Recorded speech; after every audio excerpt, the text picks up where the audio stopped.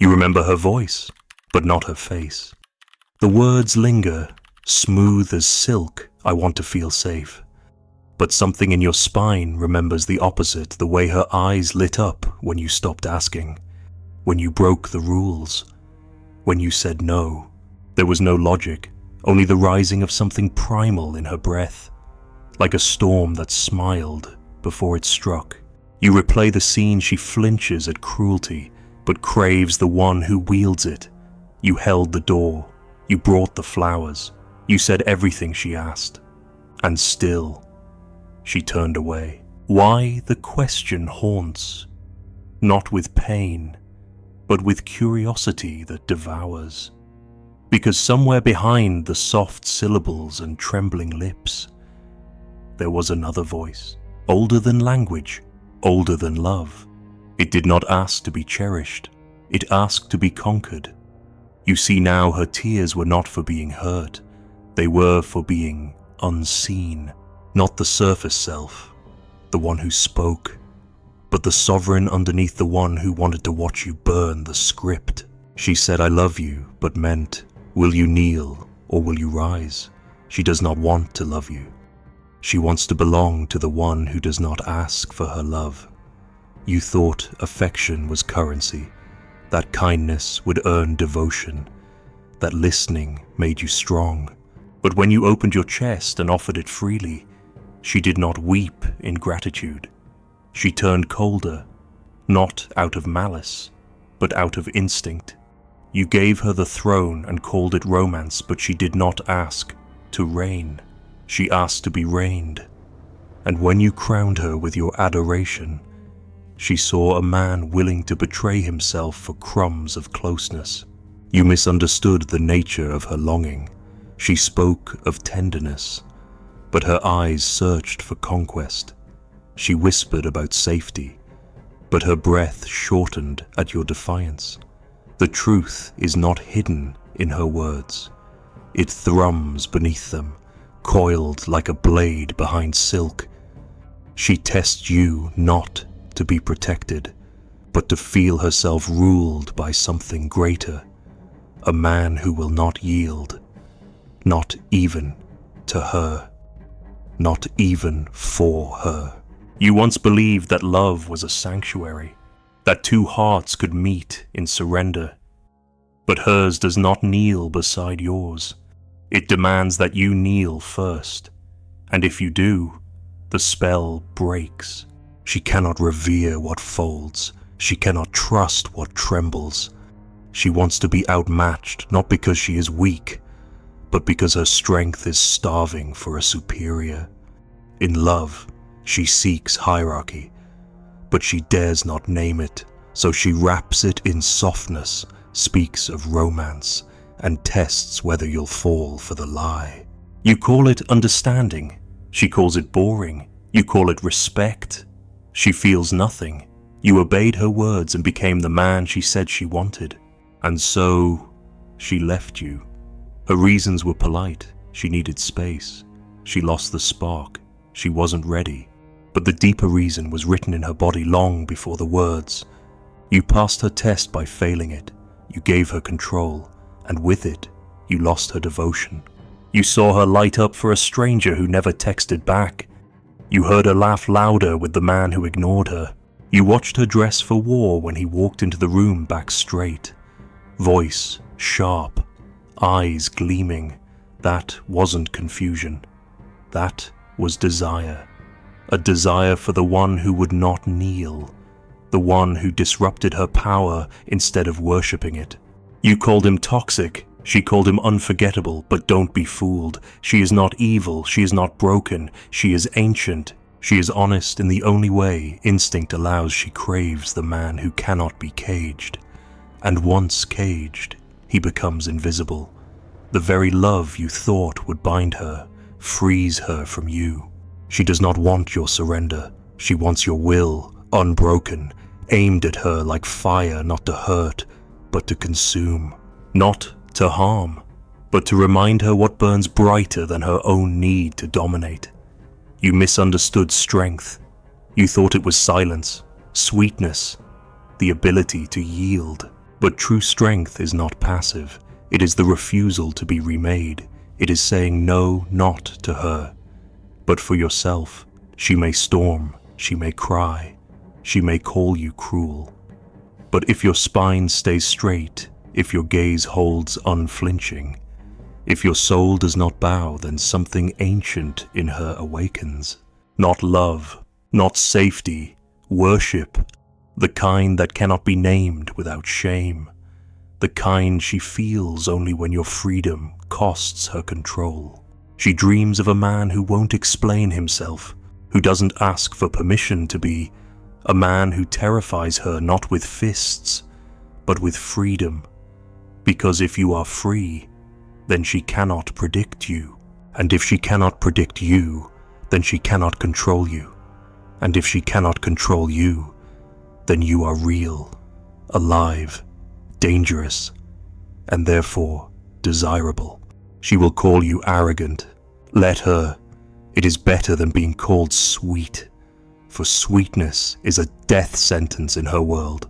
The sweet man dies slowly, not with knives, but with distance, with indifference, with her phone face down while he texts paragraphs, with her laughter trailing someone else's name.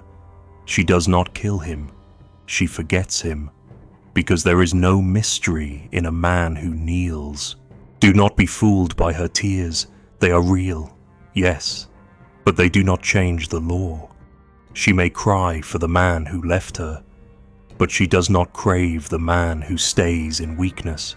She may say she wants softness, but her body betrays her quickened pulse for the cold glance, the firm tone, the hand that holds its ground.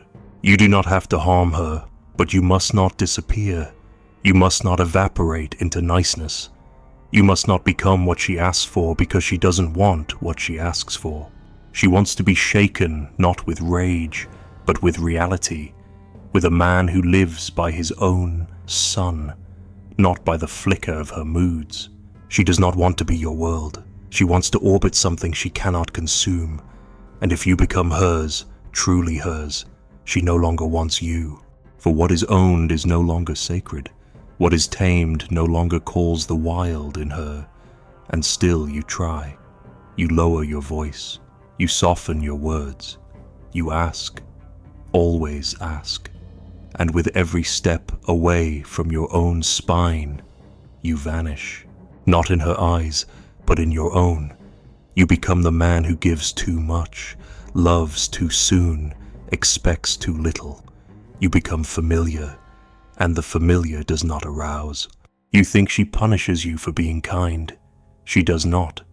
She punishes you for being predictable, for mistaking obedience as depth, for turning your edge into a smile. She does not hate love. She hates the man who begs for it. She does not despise emotion. She despises the man who becomes it. And when you collapse at her feet, heart in hand, she cannot help but step over it, not because she wants to, but because she must. Something in her dies when something in you pulled. You think she wants peace, but her soul was not built for stillness. It wants motion, danger, gravity. She wants to see if you will hold when she pulls, if you will rise when she retreats, if you will laugh when she screams. She wants the tension not for drama, but for proof.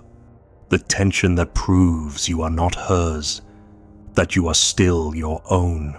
And only then will she begin to feel what you tried to force from the start. Not love, but reverence, not approval, but awe. She wants to lose to you, but only if you deserve the win. She wants to melt, but only in the presence of fire. She wants to give, but only when she's met by the one thing she cannot take a man who does not need her to be himself. She calls you kind, and something inside her recoils, not because she despises kindness, but because she knows what follows it: dependence, compliance. A man slowly undoing himself in her name. You thought love would soften her, but it only made her suspicious of you, of herself. She cannot trust a man who gives himself away too easily. because if he hands over his soul for affection, he will just as easily take it back in resentment. And so she tests, not out of cruelty, but necessity. She must know if you are real or just another performance disguised as devotion. You think her silence is emptiness. It is not. It is calculation. It is instinct scanning for hierarchy. She wants to feel small, not diminished, but surrendered. She wants to feel the heat of a man who will not bend, not to her apologies, not to her temptations, not even to her tears. And if you flinch when she withdraws, you've already failed. She doesn't want the man who chases.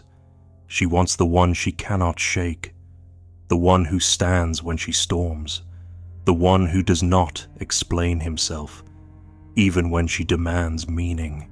And yet, you keep offering her peace. You offer understanding. You offer your past, your pain, your openness, as if your suffering will purchase her loyalty. But you are not auditioning for her mercy. You are standing before a creature who feels most alive when she is trembling under the weight of something greater than herself. You misread her fear. You tried to soothe it, but what she feared was not danger, it was the absence of it, the unbearable lightness of your submission. You wonder why she cried when the tyrant left her, why she reached out for the one who degraded her, why she stalked the very man she once begged to disappear. But it is not contradiction. It is clarity. He gave her something you never dared to the edge of refusal, the permission to tremble. She does not want your comfort. She wants your indifference if that indifference is born from wholeness.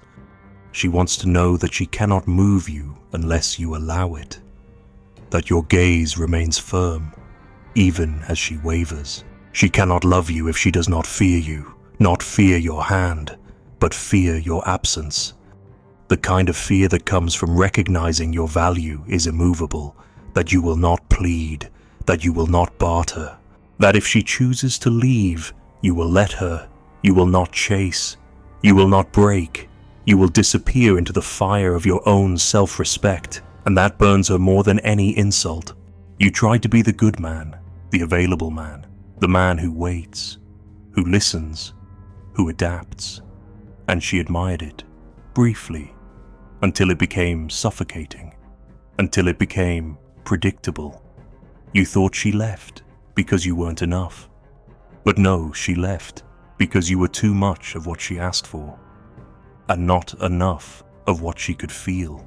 You became the man of her words, and she could not worship the echo of her own voice. She dreams of being consumed, but not by romance, by force not of violence, but of presence. The force of a man who does not break under scrutiny, who does not lose himself to win her. She wants to be undone, but only by someone whose hands do not shake when she cries. She tests you with silence, with distance, with contradiction.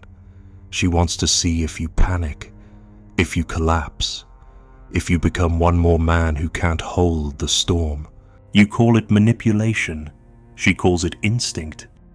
Because somewhere deep inside her, deeper than morals, deeper than language, she knows that only the unshakable can be trusted. Only the unyielding can be worthy of surrender.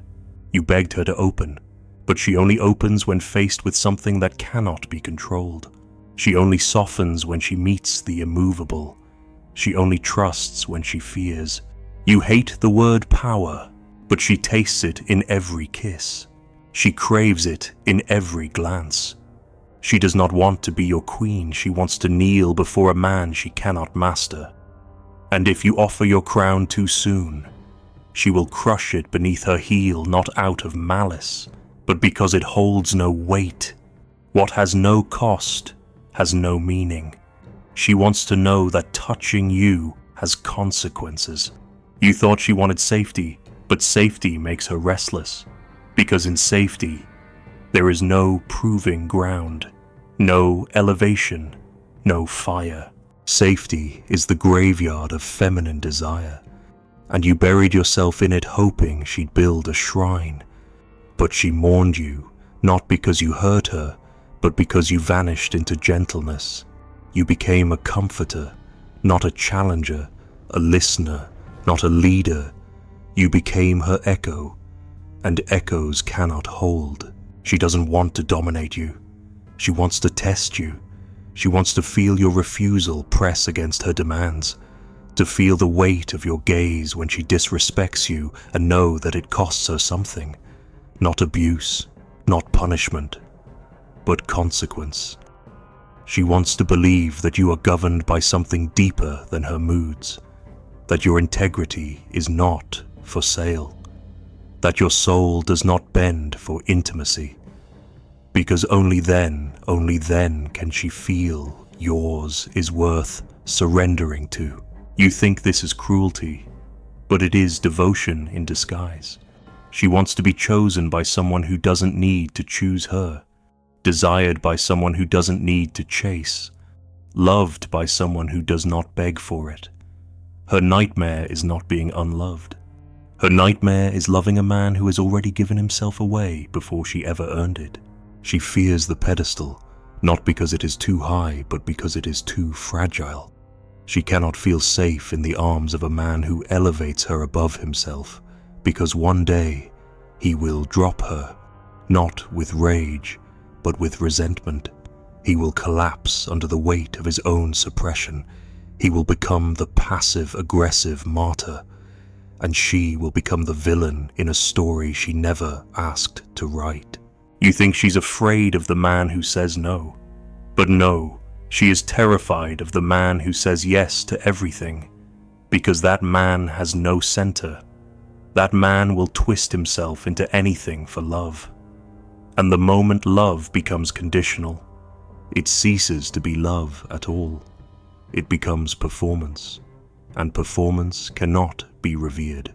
She wants to surrender to something greater than herself, but she cannot do that with a man who worships her more than he worships truth. She wants to belong not to a servant, but to a sovereign, not to a mirror, but to a mountain, not to a man who gives himself away, but to the one who remains, unmoved. You gave her what she asked for, but not what she needed. You followed her voice, but not her fear. And in that fear was the map, the fear of losing you, the fear of being seen, the fear of being ruled not by oppression, but by awe. That was the altar, and you dismantled it for comfort. Now she looks at you with pity, not because you're weak, but because you bowed before she ever required it. And so, she must find another altar, one that does not collapse under worship, one that demands her soul without asking for it. She is not cruel, she is not lost. She is simply waiting for the man who says no and means it, for the one who lets her walk away because he will never trade his fire for affection, for the one who ignites her fear and becomes her god. She said she loved you, and perhaps she believed it, but love, for her, is never clean. It is not a hymn, it is not a pact, it is not a gentle holding of hands in the dark. No, for her, love is a mirror, and that mirror is made of iron, cold, unyielding, reflecting not who you pretend to be, but what you are when no one applauds. And when you looked into her, truly looked, what you saw terrified you. Not because she was cruel, but because she saw through you. She always did, even when she smiled. You thought she adored you for your sweetness. She admired your sensitivity, but it was your resistance she remembered. The moment you didn't answer, the time you stood still as she flailed, the hour you refused to fold. Those moments etched themselves into her more deeply than any poem, any gift, any vow. Because in those moments, she glimpsed a man who would not vanish in her storm. A man who would remain not because of her, but despite her. She does not crave equality. She craves polarity, the dance of opposites, the tension that makes fire from friction, She wants to rise, yes, but only if you refuse to kneel. She wants to feel chosen, not because you need her, but because you don't. Because she cannot bend your spine. Because your hunger remains yours, sovereign, untamed, burning with its own light. You mistake this for arrogance. You call it cruelty, but you forget she is not looking for kindness. She is looking for gravity, and gravity never pleads. You, the obedient man, the loving man, the one who gave his all, you became the mirror she wanted to smash. Not because you were false, but because you reflected nothing back. A mirror that bends does not reflect. A mirror that flatters is not a mirror, it is camouflage. And so, in your desperation to please, you became invisible. You vanished in your gentleness. She saw through you, saw you twisting, shrinking, adjusting, and no matter how noble your reasons, what she felt was betrayal. Betrayal of your own force, your own edge, your own soul. And still, you ask, why did she leave? But you knew the first time she tested you and you caved. You knew the moment she cried and you apologized for a truth you meant. You knew when she raised her voice, and instead of standing tall, you dissolved into compromise. She was not looking for a partner. She was looking for a mirror that would not lie, and you lied. You lied with every softened truth, with every delayed no, with every time you asked what she wanted instead of knowing what you wanted. She cannot love a man she can move, because if she can move you, she cannot feel you, she cannot trust you. You become fog, formless, shifting, and though she may call it beautiful in the beginning, eventually it chills her. She grows cold in your presence, and still you offer more warmth, more devotion, more of yourself until there is nothing left but apology wrapped in romance. But romance does not awaken her, it puts her to sleep. What awakens her is refusal, the refusal to be remade, the refusal to be seduced by her wounds, the refusal to follow when she pushes, and above all, the refusal to lie, not to her, but to yourself. If you call her beautiful when she is cruel, she will despise you. If you say you understand when you are hurting, she will distrust you. If you act patient when your blood screams for distance, she will test you harder. She is not punishing you. She is looking for something solid to lean against, and you keep giving her sand. Do you not see she begs for freedom, but only in the arms of dominance? Not domination, but dominion. A man who owns his world, not hers. A man who carries himself as a mountain, does unmoved by storms, unbothered by approval, unchanged by the tremble of those beneath him.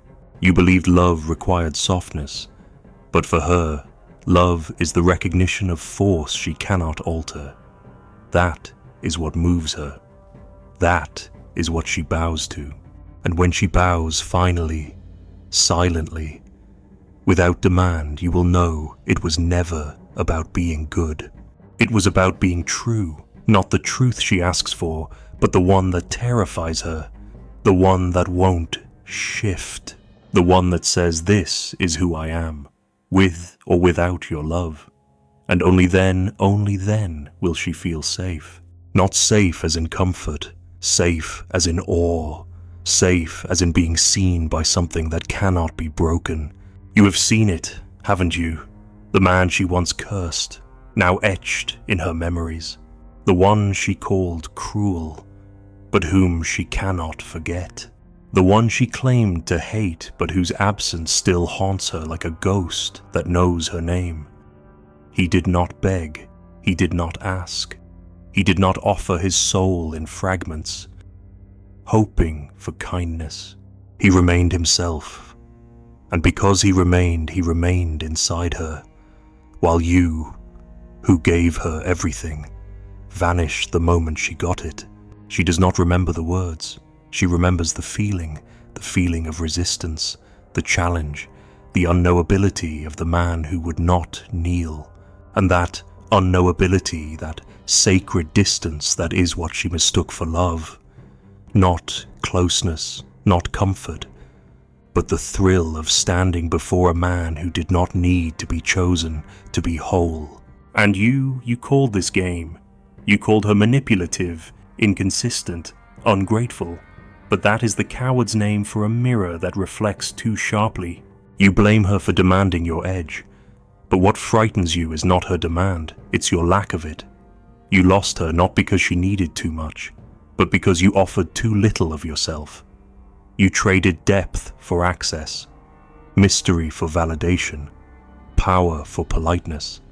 And she, like all creatures attuned to power, could not abide the loss.